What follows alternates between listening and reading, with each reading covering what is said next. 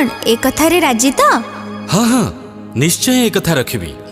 एथर चतुर्थ वचन मागुची।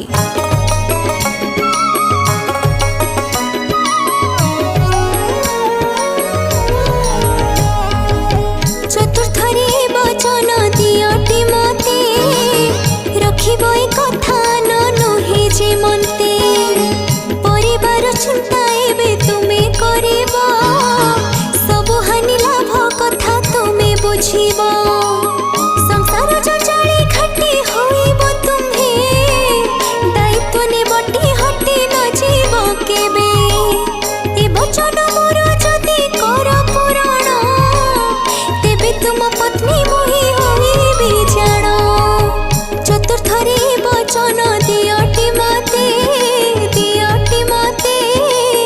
रखिब ए